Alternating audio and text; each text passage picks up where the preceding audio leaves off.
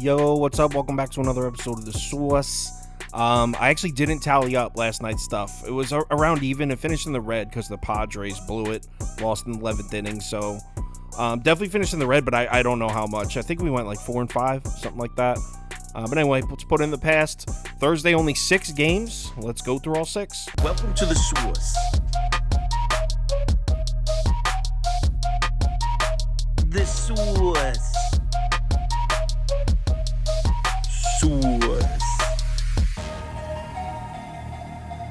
Hey, get the Source. Padres at Twins. Yu Darvish pitching against Bailey Ober. San Diego opens up as slight favorites, -113. Total opens up at 8.5. Let's take a look at the spreadsheet. According to the model, after 5 innings, we're looking at 1-1. Final score 3-1 Padres. So let's break this matchup down. Yu Darvish on the road isn't quite the same as Yu Darvish at home. That being said, his last start on the road was great. Was at Arizona, a team that hits right-handed pitching very well, a team that hits very well at home. Darvish threw 5 2/3 innings and allowed just 1 earned run. Pitched very well. Arizona is not the place you want to go pitch if you're a right-handed starter, and Yu Darvish pitched great. If Darvish is able to hold the D-backs lineup down in Arizona, he should have no problem with the Twins lineup that's just been absolutely terrible recently. The Twins run count the last 5 games, 1-0-3. I mean, they just scored 4 or whatever in the game that just ended. But that game went into the 11th inning. I don't trust the Twins bats at all right now. I've been saying that on YouTube, I feel like every night for 3 nights now. I don't trust them. Pitching for the Twins, you got Bailey Ober, and he's got excellent numbers. He's got an 0.98 ERA through 3 starts. But I got to ask, against who? He's pitched against Kansas City, Cleveland, and Washington. So the Padres should be a wake-up call for Bailey Ober, right? Well, hold up, because what's going on with the Padres offense? I didn't care about the Dodgers series because the Dodgers are sort of like the kryptonite for the Padres, so I didn't really care that the bats weren't crazy in that series. But now struggling to hit Louis Varland on Tuesday, then struggling to hit Pablo Lopez. Not just struggling to hit Pablo Lopez shut them down. Yeah, they were able to pick up the win Tuesday night. They got to the bullpen. Then last night they lost in the 11th inning, obviously. I'm big on this Padres team right now. I'm not going to let 2 games shake me off, but I'm a little concerned about the offense. Why are they not scoring runs? It's a little scared about that. I'm running it back with the Padres here. Give me San Diego money line at -113 next game. White Sox at Royals. Mike Clevenger pitching against Brady Singer. Kansas City opens up at -130 favorites. Total opens up at 8.5. Let's take a look at the spreadsheet here. According to the model, after 5 innings, we're looking at 5-5. Heavy lean on the over there. Final score 7-6 Kansas City. It's crazy that the lean's on the over from the model because I actually like the under. But check out my reasoning. I think my logic is sound here. So Brad Keller completely shuts down the White Sox lineup yesterday.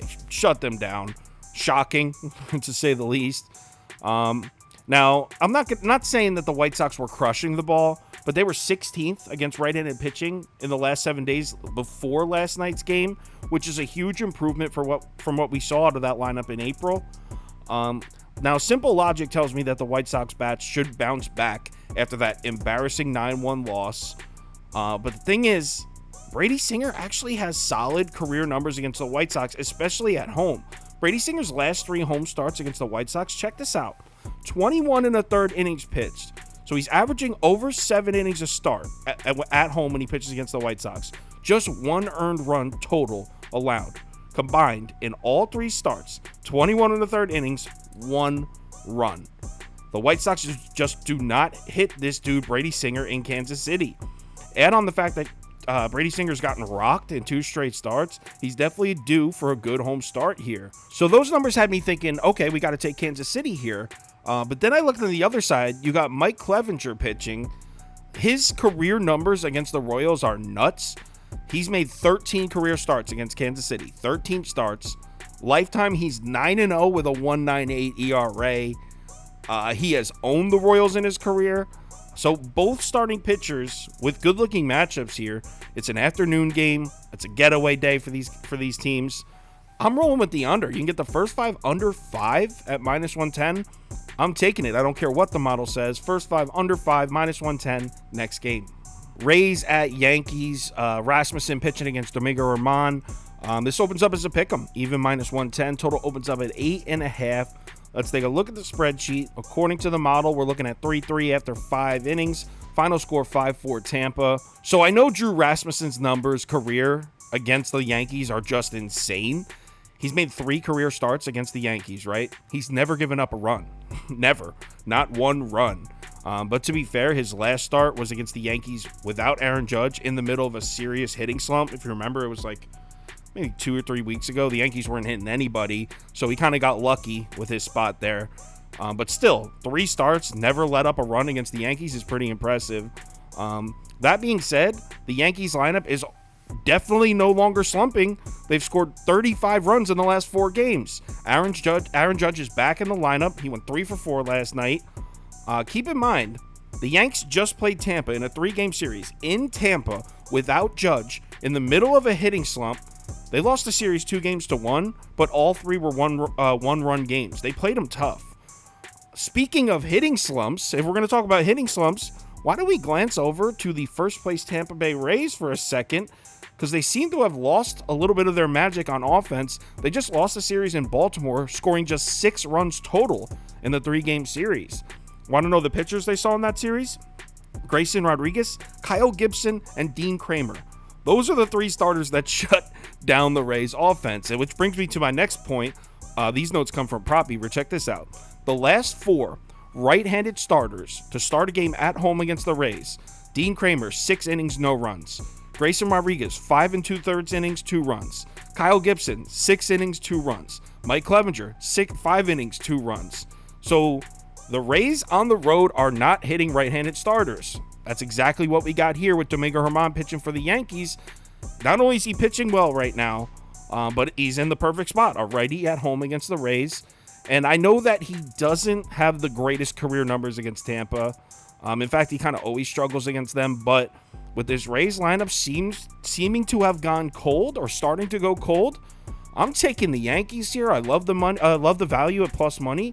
Give me the New York Yankees money line at plus 110 next game. Giants at D-backs here. Alex Cobb pitching against Tommy Henry. Giants open up as -127. Favorites total opens up at 9. Let's take a look at the spreadsheet. We got a huge lean on the over here. After 5 innings, 6-5 Arizona. Final score 10-7 Arizona. Holy shit. Look, I know you guys are probably sick of my Arizona at home against righties angle. They've lost 2 of their last 3 at home against righty starters. But I'm not willing to let it die yet because the bats were there all 3 times. They rocked Trevor Williams. Then they rocked Edward Cabrera. Well, they didn't rock him, but they scored what? Yeah, they did. They scored 4 runs in like 3 2/3 innings. They're getting to these righty starters. The pitching is what's losing them these games. So I'm still on Arizona at home against righties. Eventually, the pitching is going to get the job done. Keep in mind, Alex Cobb is not good on the road. He was bad on the road last year. He had a 5.20 ERA on the road last year, almost double his home ERA. He's only got 2 road starts this year. One was bad, one was good. So we've barely seen him pitch on the road. But let's not forget how bad he was last year. Snakes are going to get to this guy. I'm on Arizona here. Love it at the plus money. I'm taking Arizona first 5 money line at plus 120. I'm also probably going to take Arizona full game money line at plus 120.